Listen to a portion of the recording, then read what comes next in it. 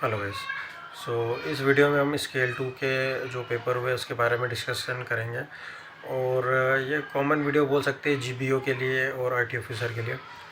तो सबसे पहले मैं वन बाय वन डिस्कशन करता हूँ कि जो प्रीवियस ईयर में जो पेपर हुए थे या होते थे उससे पेपर काफ़ी डिफरेंट है, क्योंकि इसमें बैलेंस किया गया है पेपर को। और 3 सेक्शन थे जो कि इजी टू मॉडरेट वन थे, मतलब इतने भी इजी नहीं थे, कुछ मॉडरेट भी थे और कुछ सब्जेक्ट इजी थे, जैसे कि मैथ्स और कंप्यूटर इजी वन था, और मॉडरेट साइड में थोड़ा सा रीजनिंग था। जिसके बने थे उसके बन गए थे, जिसके नहीं बने उसके नहीं बने। तो उसके अलावा जो अदर 3 सब्जेक्ट्स है, जीबीओ में प्रोफेशनल नॉलेज नहीं होता है, तो जीबीओ में सिर्फ 2 ही सब्जेक्ट होते हैं इसमें, जो कि होता है एफए और मतलब फाइनेंशियल अवेयरनेस और कंप्यूटर। और मतलब रीजनिंग इंग्लिश, हाँ सॉरी इंग्लिश, एक इंग्लिश होता है। तो आ, ये 5 सब्जेक्ट होते हैं जीबीओ में। कौन कौन से? मैथ्स, रीजनिंग, इंग्लिश, कंप्यूटर और जो भी है एफए। तो ये 5 सब्जेक्ट होते हैं और एक एक्स्ट्रा सब्जेक्ट जुड़ जाता है प्रोफेशनल नॉलेज, जो कि आईटी का होता है।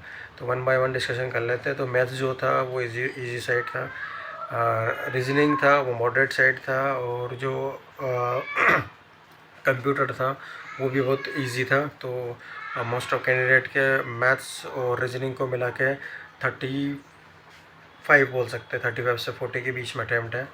और कंप्यूटर में 20 से 24 आराम से किए जा सकते थे, और काफ़ी अटैम्प्ट भी है। जिनके अटैम्प्ट ही 20 से 24 गए हैं, तो आपको यू हैव टू बी, मतलब आपको ज़्यादा अटैम्प्ट करना था। You have to attempt more to get respective marks. तो आपको ज़्यादा अटैम्प्ट करना चाहिए था। अगर आपके नहीं अटैम्प्ट तो फिर थोड़ा हो सकता है, क्योंकि सब बॉर्डर पे ही बात आ जाती है फिर। इसके अलावा बात करूँ प्रोफेशनल नॉलेज, तो प्रोफेशनल नॉलेज लास्ट ईयर के मुकाबले ईजियर साइड था, मतलब कि क्वेश्चन इजीली पिक करके किए जा सकते थे, और मोस्ट प्रोबेबली काफ़ी सारे कैंडिडेट इसमें स्कोरिंग कर सकते हैं। और ये बूस्टअप था जिनका रीजनिंग बिगड़ा है उनके लिए, और जिनकी रीजनिंग अच्छी थी उनके लिए प्रोफेशनल नॉलेज सभी का अच्छा नहीं होता है, तो रिस्पेक्टिव मार्क्स मतलब 7, 8, 9, 10 मार्क्स ला सकते हैं।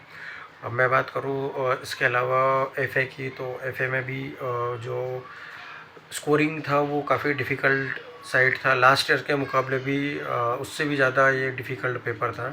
एफए का लास्ट ईयर भी मैंने दिया था, लास्ट ईयर मेरे 8 मार्क्स थे, और जबकि मैंने कुछ भी पढ़ के नहीं गया था। और इस बार तो सर्कुलर से भी क्वेश्चंस नहीं आए, मतलब अजीब पैटर्न रखा हुआ है, और ये पैटर्न हो सकता है अगले साल फिर फॉलो ना हो। तो ये एफए का था कि एफए में 2, 3, 4 मार्क्स आ जाए तो उसमें काफ़ी है। कट ऑफ जो सेक्शनल है वो 1 मार्क से जाने वाला है।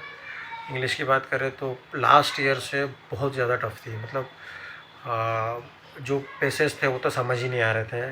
आप पढ़ोगे और उस क्वेश्चंस को देखोगे तो आपको समझ ही नहीं आएगा कि वो मतलब एक अलग ही लेवल की इंग्लिश थी, कि ऐसा लग रहा था कि हम कोई फ़ॉरेन की यूनिवर्सिटी में एडमिशन लेने के लिए एग्ज़ामिनेशन दे रहे हैं, और हमको इतनी डिफ़िकल्ट, मतलब ऐसी इंग्लिश कौन देता है मतलब। और इसके मुकाबले अगर हिंदी की बात करें तो थोड़ी सी ईजी और साइड थी, इतनी ईजी भी नहीं थी, लेकिन काफ़ी सारे कैंडिडेट्स हैं जिनके 40 आउट ऑफ 40 हैं हिंदी में, क्योंकि हिंदी अटेम्प्ट करना आपकी मातृभाषा है, तो ऑलवेज़ इजी होता है कंपेयर टू अदर लैंग्वेज। तो वो फ़ायदा उनको मिला जिन्होंने हिंदी अटेम्प्ट करा, लेकिन कोई ऐसी बड़ी बात नहीं है। जिनका इंग्लिश बिगड़ा है उसमें स्केलिंग होती है, या तो मार्क्स को स्केलिंग करते हैं या तो फिर कम करते हैं, दोनों में से एक चीज़ होती है, बढ़ते हैं या तो कम होते हैं। तो उसको ज़्यादा लेकर ज़्यादा डाउट लेने की ज़रूरत नहीं है। कट ऑफ की बात करें तो ऑलमोस्ट रीजनिंग और नहीं, मैथ्स और कंप्यूटर को छोड़ के ऑलमोस्ट सभी का कट ऑफ 1 मार्क्स से ज़्यादा नहीं जाएगा। कट ऑफ सेक्शनल की बात कर रहा हूँ मैं। उसके अलावा कंप्यूटर का कट ऑफ हो सकता है 6-7 चले जाए, और मैथ्स का भी कट ऑफ जो है वो 4 के आसपास जा सकता है जनरल का, क्योंकि सिंप्लीफिकेशन ये वो सब फलाना ढिमकाना बहुत ईजी दे दिए थे, तो उस वजह से थोड़ा मैथ्स ईजियर साइड हो गया था। मैं टोटल प्रीवियस ईयर के जो ट्रेंड्स रहे हैं उसमें कट ऑफ मार्क्स बताना डिफ़िकल्ट होता है हर बार, बट फिर भी एक हिट एंड ट्राई मेरी तरफ से मैं कर सकता हूँ, ऐसा मुझे लग रहा है कि थोड़ा किया जा सकता है कि जो आईटी ऑफिसर है उनका जो कट ऑफ है एक्सपेक्टेड है, एक्सपेक्टेड मतलब कोई परमानेंट नहीं होता है ना, कि अब बता दो कि इतना ही जाएगा उतना नहीं जाएगा। लास्ट ईयर जो हुआ था पेपर, उसमें रीजनिंग और मैथ्स को काफ़ी समय देख के लोगों ने उसको मैनेजेबल कर लिया था पेपर को, और काफ़ी अटैम्प्ट भी हुए थे लोगों के, और पीके भी डिफ़िकल्ट रहता था। इंग्लिश ईजी था लास्ट ईयर, कंप्यूटर भी ईजी था, और बाकी तो ड्यूएबल हो ही गए थे। तो वो और ये पेपर मुझे ऑलमोस्ट सेम लग रहा है कंपनसेट के हिसाब से। तो इस बार क्या हुआ है कि पीके थोड़ा सा इजी आ गया है, और 35 अगर मैं मैथ्स और रीजनिंग को ऑन एवरेज नोट पे मान के चलूँ अटैम्प्ट, और 32 मार्क्स ऑन एवरेज मतलब लेकर ही आ जाएगा जो सिलेक्ट होगा कैंडिडेट उसके। और कंप्यूटर के मैं ऑन एवरेज नोट पे 10 मार्क्स तो मैं मान के चल रहा हूँ। 10 तो 11 है ना, तो अपन 11 अभी काउंट भी करें तो भी 43 होते हैं। पीके में एफ में मैं अगर 3 मार्क्स काउंट कर रहा हूँ 46 हो गया है, और एफ में पीके में मैं फिर मान लेता हूँ 6-7 नंबर, तो 48 49 यहाँ हो रहा है, और इंग्लिश में 3-4, तो 53 से लेके 54 के अराउंड मेरा जो है वो डेटा है वो आसपास बैठ रहा है। तो जो कट ऑफ रेंज है 52 से लेके 54 से 55 के आसपास है, मतलब 52 से 55 ये कट ऑफ की रेंज मेरे हिसाब से रहने वाली है पीके मतलब जो आईटी ऑफिसर उनके लिए। और जीबीओ के लिए इसमें से 4 to 5 मार्क्स माइनस कर देना, तो 50 के अराउंड मुझे लग रहा है कि जीबीओ का कट ऑफ रह सकता है। 3 टाइम्स लेना है उनको, और इसमें इसमें कट ऑफ बढ़ सकता है जीबीओ का, क्योंकि उनकी जो इंग्लिश होती है वो पॉइंट मतलब कि हमारी क्या होती है आधी हो जाती है, और जीबीओ में आधा नहीं होता है। वो इंग्लिश के 20 मार्क्स नहीं होते, 40 अप टू 40 काउंट करते हैं।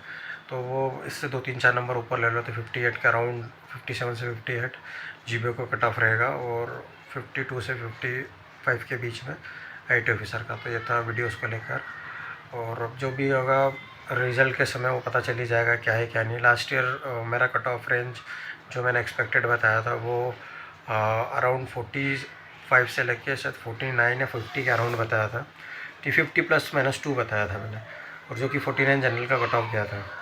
तो ये थी उसको लेकर इन्फॉर्मेशन। एंड अब जब भी कोई मेरे को रिज़ल्ट को लेकर पता चलेगा तो आपके साथ में शेयर कर दूँगा। That's all from my side, thank you.